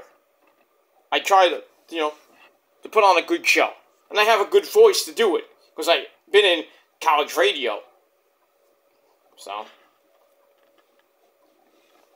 Even when I did a one-day job at a call center, the guy that was supposedly my boss said, hey, you got a great voice, you know? I go, yeah, years of experience in the radio realm. I mean, it is what it is. I was on the number one show back in college. Had a sports show that was number one on that radio station. I had the number one metal show on 2 college radio stations, even though one was online. I had one show where I got like, we were online, and it tells you, you know, you go on the website, it tells you how many people are listening. Well, I had one show. I did one show I did with my friends in December's fall. I got like 350 people listening to it. And then I did a solo show alone. I got 500 people watching. I didn't get a lot of calls back then, but you know, I got some calls. I got some weird as fuck calls. I'm like, what the fuck? It's like, hey, what do you want to hear? You want to hear some House of Brothers tunes? No, I'll play some fucking metal, man, dude. Come on. Or, then again, I'll get like, hey, can you play any Billy Joel? I gotta look through the book, you know. It's like, I don't have the CD on me. I have to, you know, look through my gigantic freaking CD book to see if I have it. If I have it, I'll play it for you. If I don't, you know, maybe I might play it from YouTube. You know, but it's out of my realm of the show. Even though I started off as a classic rock 80s, then metal show, then I turned it into a full metal show back in like 2005, early 2006. I was playing this great band when they first came out. When it was on MySpace, Kenny! MySpace? Are you kidding me? I was playing a lot of people from MySpace back in the day. In This Moment, December's Fall, even from A Lacerated Sky, Brooklyn bands that I didn't know who they were. They were just sending me friend requests. I'm like, oh, I'll play you. You know, trying to get... I only got like maybe two actual Brooklyn bands. And all of them I know them for like years on my show. They got a good response out of that. Good viewership and everything. And basically, as I left college, I had my job in music, and then, you know, been smooth sailing ever since. With some odd jobs in between, but still.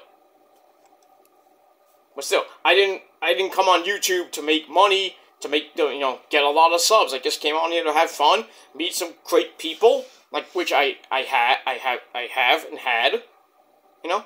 The people that I'm friends with now, probably the greatest people in the world right now. But I still have those people in the past I still kind of talk to. Here and there. Not a lot, not all the time, but a lot, you know, sometimes. You know, they just come out of the blue and say, hey, Pete, what's going on? It's like, oh, where you been? You know? But I aim to please on here. But if you like me, great. If you don't, then you can go fuck yourself and get off my channel. Make all the boring as fuck videos on me that you want. Slandering my name, call me names. But then when you take it a little bit too far, then I have the right to really crucify you. I'm not going to do it in a video, because I don't need to do that like I used to do. That's the old me. The new me would just, like, not even give a shit. I don't have to name names like I used to before.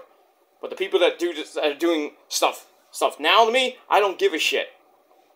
I'm not going to reference you. Like, oh, he's referencing him.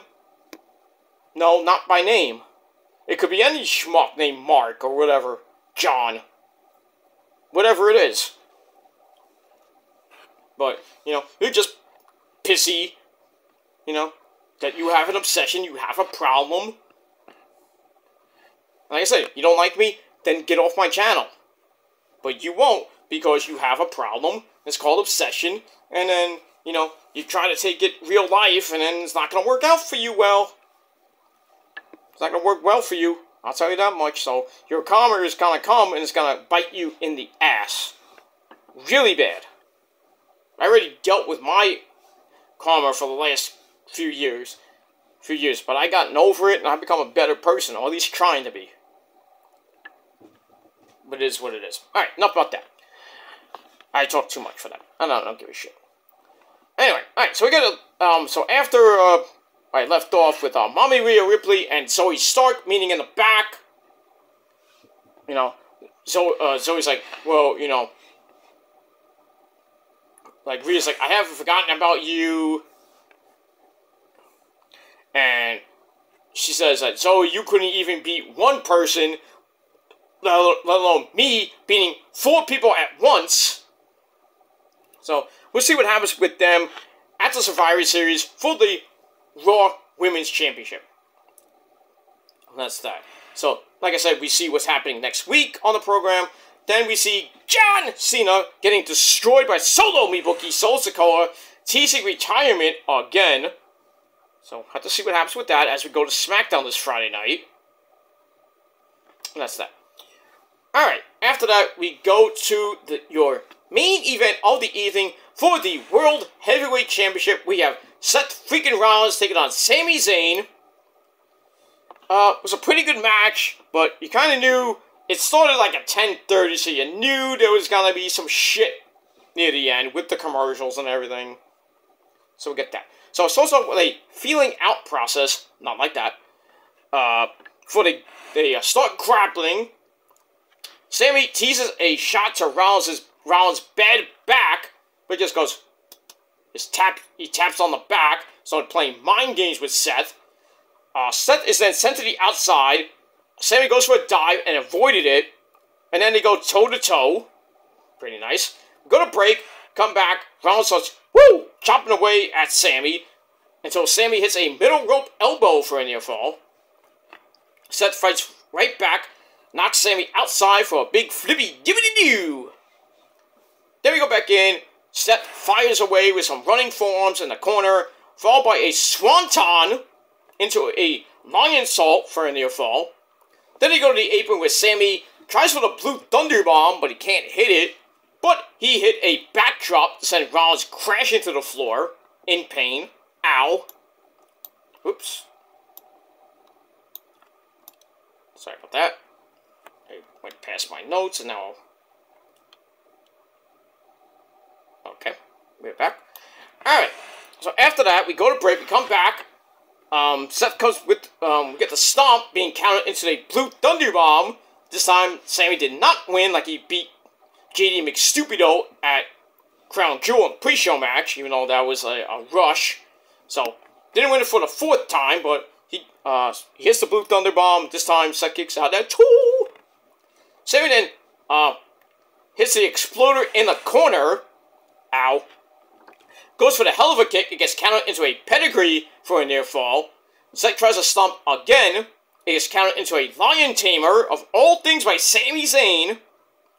Follows it up with a regular Boston Crab circa 1921. That gets reversed. And then Rollins grabs him and locks in a small package circa 1921. And gets the win.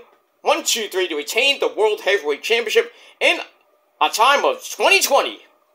And no, Hugh Downs and Barbara Walters were not on the program. Welcome to 2020. So that was the match time. 20 minutes, 20 seconds. But pretty good match. I give it 3.25 out of 5 stars. That was that. And then afterwards, the chaos begins as the Judgment Day all run down. Dom, Finn, Priest, even JD McStupido. They all come out. They attack Sami from behind. Seth gets a beating as well. And then Jey Uso runs in for the save. He gets beat down. And then Cody kind of limps down to the ring. Makes the save. And then referees and Pierce have to come. Try to break it up. They eventually kind of do. Pierce is in the middle of the ring. And he's tired of all this bullshit every freaking week with everybody involved. He says, if you want to play games, we're going to play games in Chicago. And he's like, you want to play games? Well, we're going to play War Games. I'm like trying to do his best Regal impersonation. Did it pretty well. He's like, he has his glasses, he's like, we're going to play games. Took his glasses off, looks in the camera, goes, War Games! That's that. So that's that. It was like, yeah, Michael was like, yeah, that's how you're going to do it. That's how it's going to end. Yeah! Okay. And then, more brawling ensues. Cody jumps onto the pile to knock everybody down like bowling pins to end the show. So, didn't have really a lot of time to even set up for Survivor Series, because it was like, basically 2 weeks away. Should have done that, right, a couple weeks before Crown Jewel, and then, like, tonight, basically, you pick up from Crown Jewel, which they did, and then, it's like, oh, we're gonna do War Games at Survivor Series, But they announced now it's a 4-on-4 with Katie McStupido, Finn, Priest, and Dom Dom inside the double ring cage against Cody, Seth, Jey Uso, and Sami Zayn.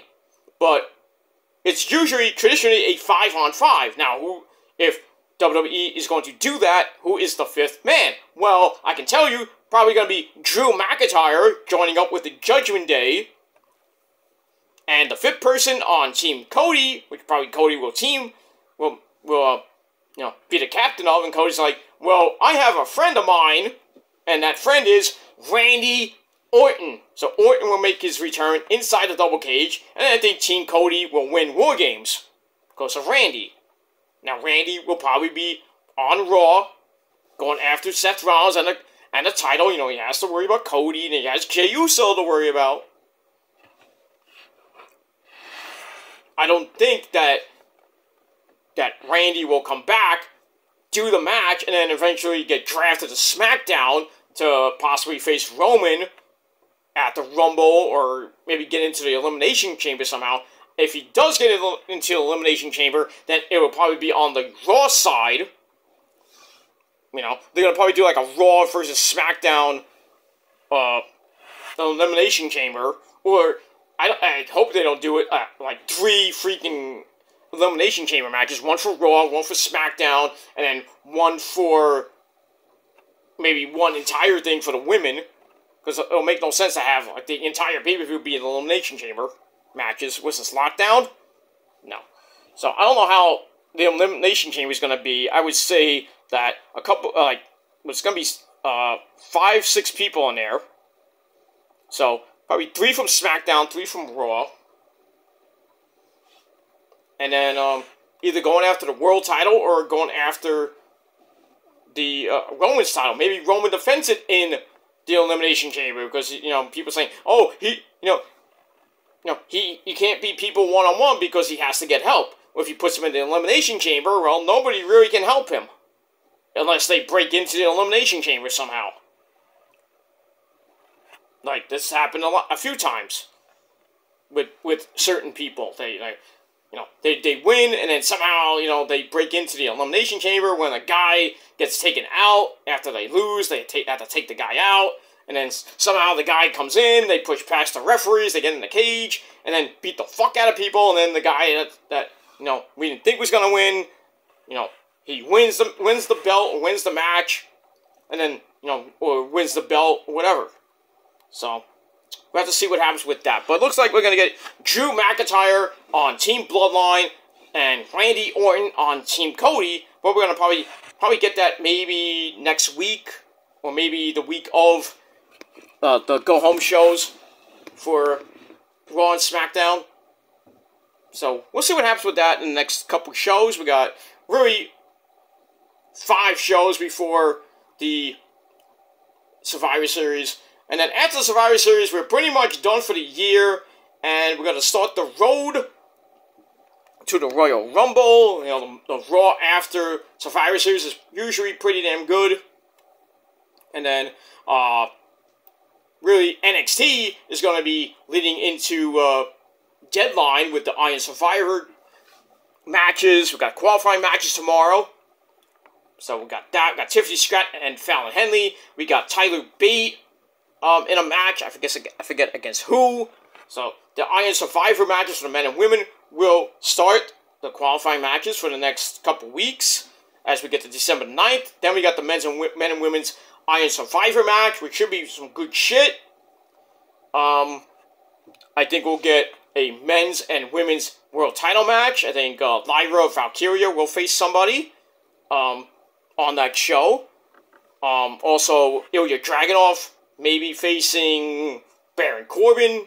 We'll have to see what happens with that over the next couple weeks. Tag team belts might be defended from Chase U, maybe against Tony D and Stacks, but we'll see. And maybe Dom Dom defends the belt. But we'll see what happens over the next couple weeks as we head into NXT Deadline. And that's pretty much it. AEW, the pre-go-home show this week. Should be some good shit, some good matches this week. Samoa Joe and Keith Lee for the Ring of Honor TV title. That's going to be fucking epic. Sting and Darby will be in action against the, I believe, the Outrunners.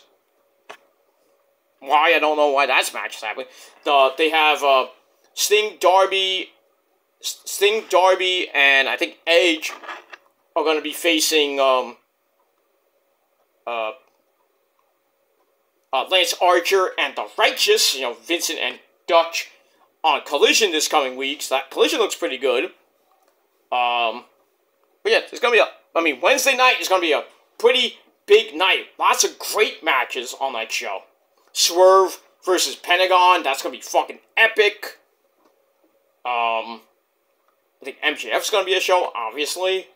And a whole lot more on Wednesday. And then SmackDown, their aftermath show. And we'll see what happens with their side of Survivor Series. And all that other good shit. So, that's it. So, that's all I have to say for right now. So, I'm going to get out of here. I'm going to go to sleep. Because I got stuff to do tomorrow. Some errands. I got work as well. So, I'm going to enjoy that. I'm going to try to get through this week. I got a pretty busy weekend ahead of me. Got a couple concerts. I got a wrestling convention on the weekend. So, I got to go to that. And then, a week after that, I got, an indie show and a concert that's not the same day, but, different days. So, pretty much this month is pretty busy for me. And then, December, gonna be just counting down the days to my birthday and Christmas and New Year's, and then probably I'm not gonna be busy next month, but January, as we hit January, I'll be a little bit busy, and then but that'll be it. Get ready for Valentine's Day, taking the missus out for a nice dinner and some, just a nice dinner, a nice time and everything, and then we'll see what happens after that. After that, get ready for Easter, and, spring and everything. Getting ready for my hopefully a huge income tax return, but we'll see. And then, hopefully next summer, I'll take a quick mini vacation. Where? Well, we'll see. Maybe not down south, but, somewhere nice. We'll go. I'll go. And, that'll be it. But we'll see what happens with that. We've got a long way to go before we even talk about that. But let's just get through 2023. That's all that really matters to me. It's just getting through this week and the rest of this month. Thanksgiving with the family, and, Christmas and New Year's with the family. And then that's all that matters with that. Alright, everybody, I'm going to go. Thanks for watching. My final rating for Raw, 6.5 out of 10 stars. Let me know what you guys thought of the show in a comment, or you can do your own video if you wish. Continue to hit that like button, stick it straight up everybody else's ass. Subscribe to my channels. All the channels are down below, not including this one, but subscribe to this channel and my other channels down below. You want to follow me on social media, Facebook, Twitter, and Instagram. And that's pretty much it for that. So, I will be back tomorrow with with my NXT review, and if anything else comes your way, I will be here to deliver the news or whatever comes your way on Tuesday, later today. Go out and vote for whoever is on the ballot. Make your voice heard, I guess, but really not an important election year, so if you want to go out and vote, go out and vote. But really, wait till next year, when it really counts, and we vote for the right person, and we don't know who that is. Mr. Trump. And that's pretty much it. Anyway, so do that tomorrow. If not, just have a great day. It's gonna be nice and warm here in the Northeast and in New York tomorrow, and then not way down, but back down again. And it kind of goes up and down, probably through the rest of this month. Thanksgiving's supposed to be nice, but a little chilly. Not cold, but chilly cold. And then, we're gonna hit December and might get some snow. Hopefully not, but they did say a couple of days maybe we'll get a mix of rain and snow, but probably won't be much. Probably some ice here and there, which sucks. So hopefully your heat is on right now, wherever you may be, or if you live in a warm state and you don't need it, you put on your air conditioner. And that's it. Alright, I'm going to go. Thanks for watching, everybody. Peter Joseph signing off. Peace out, rock on, and rock hard with your cookoot. And if you're not down with that, well, you're a fuckboy, and you're a bitch, and you'll be treated as such. And that's it. If you're not down with that, well, me and a whole bunch of people that are better than you, and you know it, we all got 3 of the greatest words in the history of the sport and the history of YouTube and real life itself. And those 3 words are, get ready, fuck you, man. That's it. And that's not an insult. That's a fact of life. So, thank you for watching. Until next time, go fuck yourselves. And peace.